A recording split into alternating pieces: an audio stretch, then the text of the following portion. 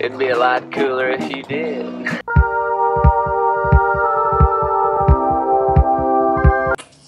Hey guys, welcome back to my channel. Today's video is going to be a Q&A, a question and interrogations.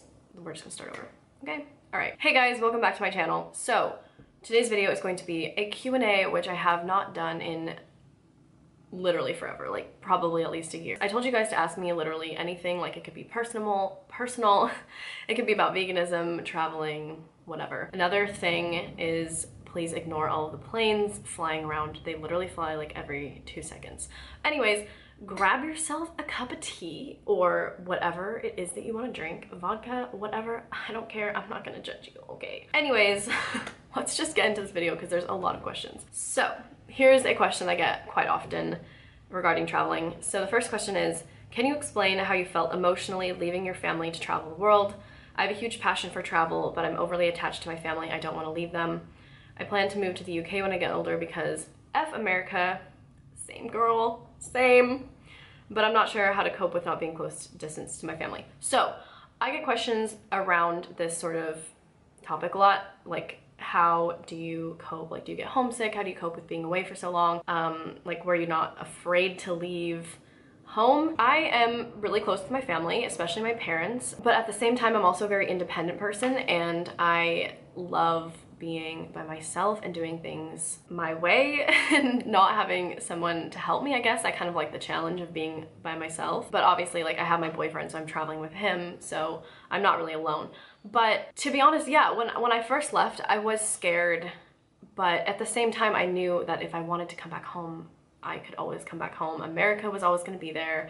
My family was always going to be there. You know, I knew that if I wanted to go back home, I could, and there was nothing stopping me from doing that. So yeah, I guess that's kind of, I do get homesick a lot. I do miss my parents a lot. I think about them every day. I think about my dog and my rabbits and, you know, just my home in general. But at the same time, I think that we really only grow when we do things that scare us. And there's no way that we're ever going to evolve or grow or become a better person if we don't get out of our comfort zone. You're never going to grow if you stay in your comfort zone the rest of your life. Trust me, I cannot emphasize that enough. You need to get out of your comfort zone. You need to do things that scare you. You need to be away from your family for a while, even if that means going to college, being away from your family, being away from your hometown. Get outside of everything that you see every day. Get away from all these things that you're so comfortable and used to and familiar with. Otherwise, you're only going to be stagnant and never change and never grow. So that is what I have to say about that. It turned a little bit more deep than it needed to be, but there we go.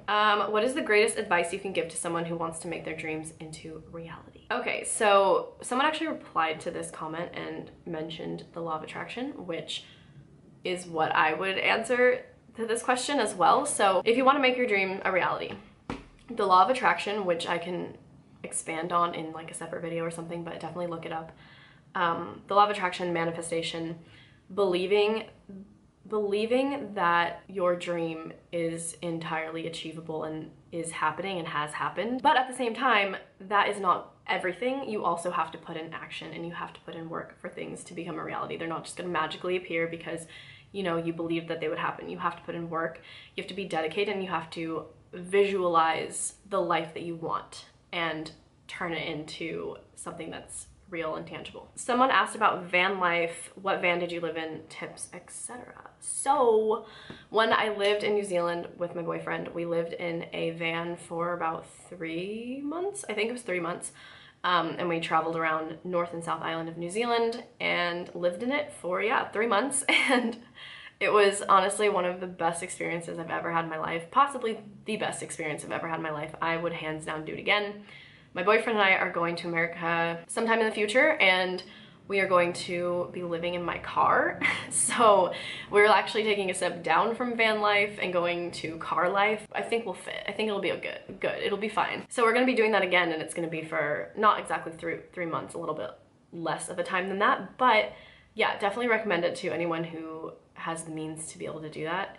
It's So great, so fun. I love it. If you're like very high maintenance, maybe not for you, but if you love just nature and not showering for days on end, me, honestly, like what is hygiene? I honestly don't know. But I'm definitely planning on making videos when we are actually doing that again, like living in the car and showing like day-to-day life doing that, because I'm not doing it right now. So I'd rather show it when it's like actually going on. Someone said, where do you get your clothing from? Okay, so majority of my clothes is thrifted. I love thrifting. It's my favorite thing. And then when I don't thrift, when I'm like, if my clothes isn't thrifted, my favorite stores are Free People, which I know is ridiculously expensive, but I'll usually just see like one or two things that I just absolutely love and I'll get them. So I don't do like giant shopping sprees at Free People by any means, but it'll usually just be like one thing that's like, I need this. Urban Outfitters sometimes has okay stuff, but I definitely like supporting more ethical companies. They just usually tend to be really expensive, and Urban Outfitters is still pricey, and then sometimes Princess Polly, but like again, it's just like if I'll see like one or two things that I'm like, I really want this. But I would say definitely for the most part, thrifted, vintage finds. Someone said, what type of things make you happy? What increases your mood? This is very easy. Nature, animals, music, food. Probably in that order. Someone said, what's your ideal living situation when you settle down later in life, if you choose to settle down somewhere? Kids, animals. Good question, actually. I think about this a lot, even though I know for a fact that I absolutely have no desire to settle down anytime soon. I could honestly see myself not settling down until I'm at least 30. Like, not getting married until I'm 30, not having kids until I'm 30. Fine by me. My 20s are, I'm here to, you know, explore the world, travel, experience as much as I can, create things, get myself a solid career that I love, that I'm passionate about. If I do settle down, my kind of requirements for that would be, I don't want to live in a big city. I want to live by the ocean. I want to live somewhere warm. As for kids, I don't know. I honestly go through phases where I'm like, ew, children are gross, and then I'll also go through phases where I'm like, I literally want 5 kids. So I don't know yet, but if I do have kids, I probably would have like 5 kids and just like live on like a farm and save animals and have them like running around barefoot and naked and stuff. That's how I picture my life if I do have kids. And if I don't have kids, I'll definitely have like, I mean, even if I have kids, no matter what happens, I'm gonna have so many animals, rescue animals. I just want to save as many animals as I can. So dogs, cows, horses, pigs, rescued wildlife, all of that. And then maybe kids, maybe not. Who needs kids when you have animals, you know? What advice would you give your 17-year-old self? Wow, there's a lot of things. I would say food is not that important, because at the time I was really, really involved in the whole like high carb, low fat, vegan, raw vegan thing, and food took up so much of my thinking space. So I would say like, don't worry about food. Eat whatever you want as long as it's vegan. I would say be yourself. Stop worrying about what everybody thinks. I would tell myself to drop out of every stupid AP class I took. I would tell myself, you're not gonna go to college right away, so stop worrying about school. Worry about making friends, being yourself, having fun, surfing, I would tell myself to make videos and focus on YouTube and being creative, because I feel like if I had really focused on it and truly took it really seriously back then, my channel would definitely be a lot bigger now. But I've only just recently decided that I want this to be like my main source of income / career. So that's a mouthful, but that is probably what I would tell myself. Okay, someone said tips on turning what you're passionate about into a career or something you can live off. Love you so much. Thank you. I love you too. If you know what you're passionate about, that's the most important thing. If you know what you're passionate about and you know what you love to do, just pursue it and things will fall into place, and just don't give up on that passion. Turning into a career. So with like social media and online things, I mean, obviously it depends what you're passionate about, but at the same time, there is so much opportunity with the internet and blogging and YouTubing and podcasting and writing and things like that. So turning a passion into a career in this day and age there's just so much opportunity to do so. But at the same time, it's also very competitive and you have to put in a lot of hard work and effort. And I'm definitely learning that the hard way at the moment. And I don't have all the answers to this question, but what I would say is just, if you know what you're passionate about, focus on it as like dedicated as you can be. focus on it, make it your life. I know you originally started taking college courses, so do you plan to continue that once returning to the US? If so, what school? When I go back to the US now, I'm not gonna go back to school because I'm only gonna be there for like 3 months.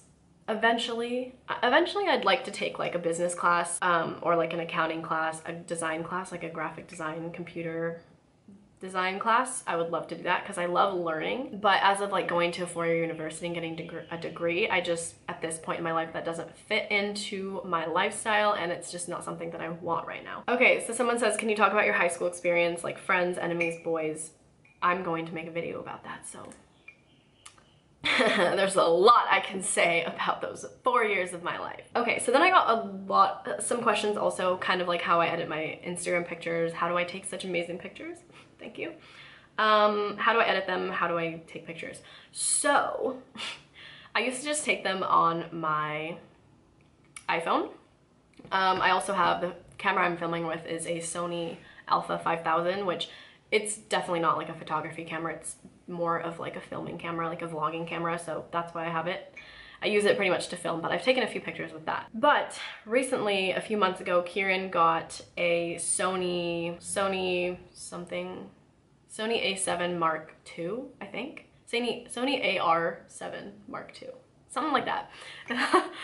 He got one of those cameras, and it's like they just released the newest version, so his is like the second newest version of it. So all of my pictures recently have pretty much been taken on that camera with, I think it's a 35mm lens, I think. I don't know. I'm definitely not a photography expert. Kieran's the one that's trying to do photography and taking pictures and stuff. And then we also recently got Lightroom. So before I edited my videos all on Afterlight, which still is a great app, and sometimes I still use it. It's really great. It's free, I'm pretty sure. It's really good. So if you don't want to buy Lightroom or anything, even though they have Lightroom mobile or whatever, but I think Afterlight is such a good photo editing app. It pretty much has everything that Lightroom has on it. Just, you know, not as advanced, but yeah. So, but now I edit all my pictures on Lightroom. Someone said also, oh, the same person said, if you had to choose one ultimate vegan comfort food, what would it be? That's so hard. Oh my gosh. Okay, I'm gonna go with either mac and cheese or just a burger, because I love burgers so much. I love pizza, but like since I've been vegan, I feel like my love for burgers has like increased, and my love for pizza has kind of like stayed the same. But actually, a brownie would top all of that because I love dessert over everything. Sweet over savory, who's with me? Someone said, what do you think is most important in a relationship? Is having all similar goals for your lives necessary in your opinion? The most important thing in a relationship, I think, is being able to be comfortable around somebody, being able to tell them anything, being able to act completely yourself. Having similar goals is important depending on what they are. For me, if I met Kieran and he like was ready to settle down and just, you know, like was going to school and lived in one place and didn't want to travel, that wouldn't work for me because I want to travel. And so it's important in that aspect, like, to find someone with a similar goal as you. Like, we both want to travel. If someone wants to travel and someone doesn't want to travel, it's, unless you want to do long distance, but I don't think I could ever do that. So it totally depends on what those goals are, I think. If someone wants to get a college degree and someone wants to pursue like a career, you can both do those if you want to like live in the same place, you know? So it depends on the goal. Do you have a career you want? Like, I really want to travel, but I have a passion for something that college helps me achieve, even though college is stopping me from traveling. So you can study abroad or you can study internationally. So if you want to go to school and you also want to travel, you can do those things together. You should definitely look into like working or like abroad, whatever, study abroad programs and international travel, like going to school in Australia or going to school in the UK, or look if your college has something that they offer like that. And like this person also said, do you have a career that you want? So I know for a fact that my personality type, the way that I am, I don't do well with having like a boss and having somebody control when I have to be somewhere, what I have to say, what I have to wear, what I have to do. I don't like people managing me. I need to be my own boss, my own manager, my own everything. So I know for a fact that's the way I am, and I want to have my own business online. Obviously, I'm making YouTube videos. I want to do a lot of things. There's a lot of things I want to do.